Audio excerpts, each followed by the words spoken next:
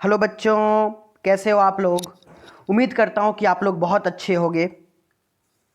स्वागत है आपका हमारे इस ब्यूटीफुल से चैनल में।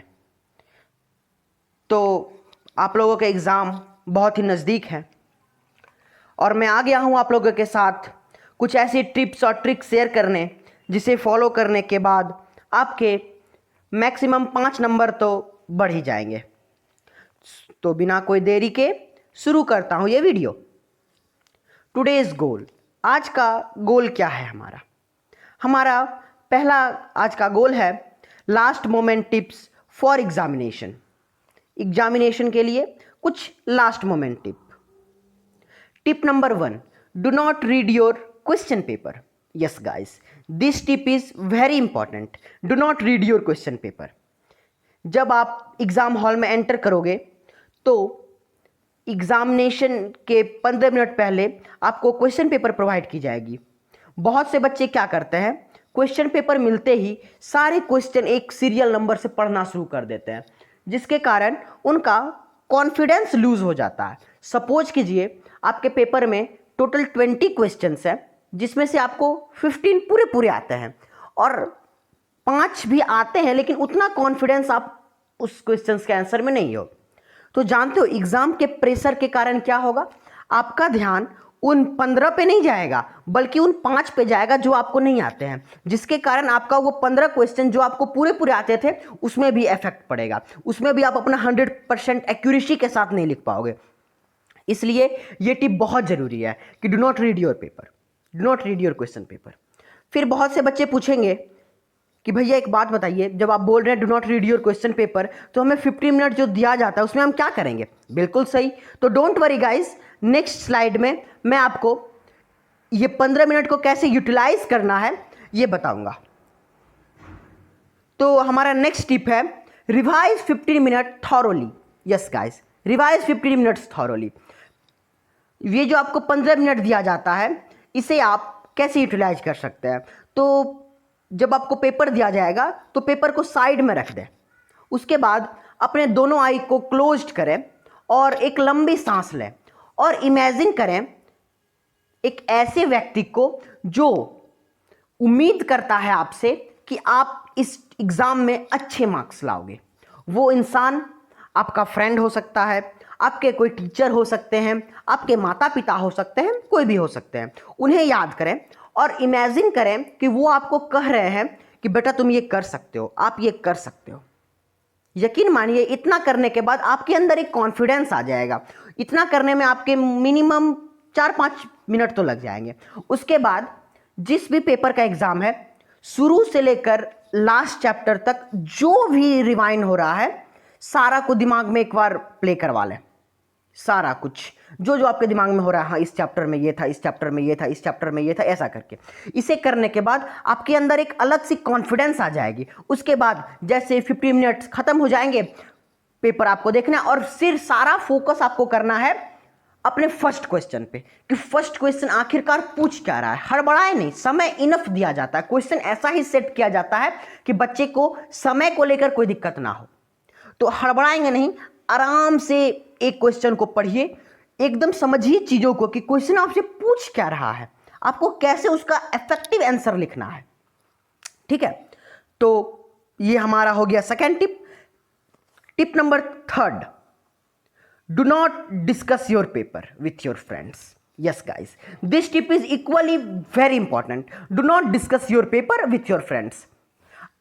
बहुत से लोग पूछेंगे कि भैया इससे क्या होगा, पेपर डिस्कस करने से हमें कॉन्फिडेंस मिलती है। नहीं भाई, पेपर डिस्कस करने से आपका कॉन्फिडेंस लूज हो जाता है, आप अपना कॉन्फिडेंस खो दोगे अगर आप पेपर डिस्कस करते हो। तो सपोज कीजिए कि आपका आज सोशल का पेपर था। ठीक है, तो आपने पेपर दिया, आपको मैक्सिमम क्वेश्चन में कॉन्फिडेंस था, 1-2 क्वेश्चन ऐसा था जिसमें आपको फुल्ली कॉन्फिडेंस नहीं था। आप जानते थे कि ये क्वेश्चन मेरा सही होगा, लेकिन उस तरह का कॉन्फिडेंस लेवल नहीं था। आपने एग्जाम हॉल से बाहर निकला, उसके बाद आपने फ्रेंड से पूछा कि भाई तेरा पेपर कैसा गया।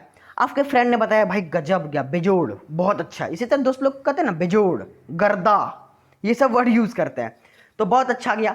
तो आपने बोला, तो उसने फिर आपसे पूछा कि तुम्हारा कैसा गया, आपने बोला ठीक ठाक गया। तो फिर आपने पूछा कि भाई ये जो 5th नंबर का क्वेश्चन था ये तुम किया क्या?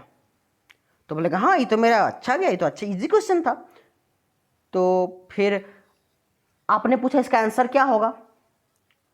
तो आंसर क्या होगा? बी नंबर होगा।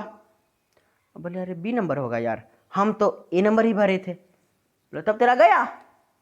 ये जरूरी नहीं है कि आपका फ्रेंड का सही हो सकता है ए नंबर ही आंसर हो, लेकिन आप मान लोगे कि आपका फ्रेंड का सही है। ये ह्यूमन नेचर है, सब कोई के साथ होता है। इसलिए इससे अच्छा है कि पेपर को डिस्कस ही मत करो ना भाई, क्या झमेला करना, पेपर को डिस्कस ही मत करो। और हाँ, डिस्कस करने का इतना ही शौक है तो आने वाला पेपर का करो, क्योंकि फ्यूचर को बदला जा सकता है, पास्ट को नहीं। एक चीज याद रखना, फ्यूचर को बदला जा सकता है, पास्ट को आप कुछ चेंज नहीं कर सकते, पास्ट में आप कुछ चेंज नहीं कर सकते, ठीक है।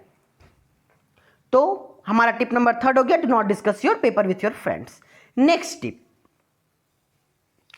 टिप है right answer in a proper way. Yes guys, this tip is very important. Right answer in a proper way. Suppose कीजिए आप लोग 2 बच्चे हो, एक का नाम है ए, एक का नाम है बी। ए आप हो और बी आपका फ्रेंड है, ठीक है।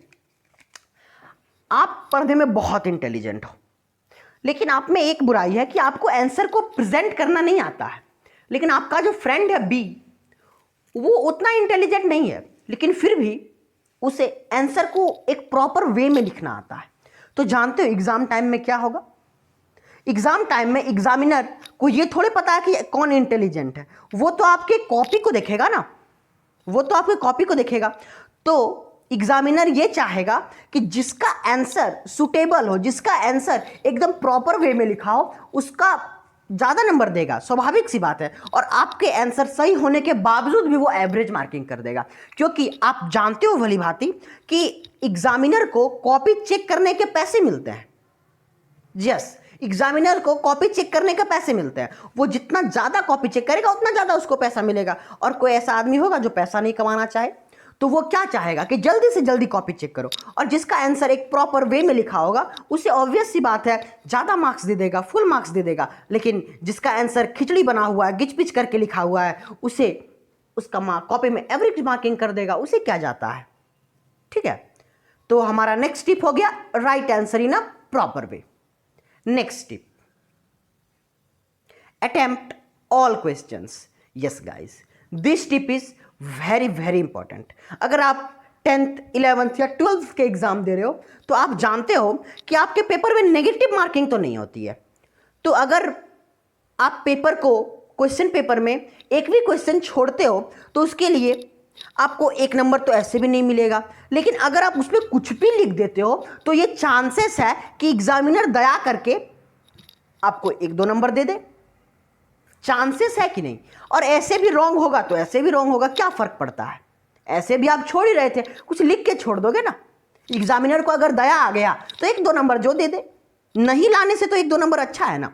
इसलिए attempt all questions, negative marking नहीं होती। अगर नेगेटिव मार्किंग होती तो मैं आपको ये कभी सजेस्ट नहीं करता, लेकिन 10th 11th और 12th के एग्जाम में नेगेटिव मार्किंग नहीं होती है। इसलिए आप सारे क्वेश्चन को अटेम्प्ट करें। ओके, तो मैं एक बार शुरू से आपके सारे टिप्स को एक बार शुरू से रिवाइंड कर देता हूं।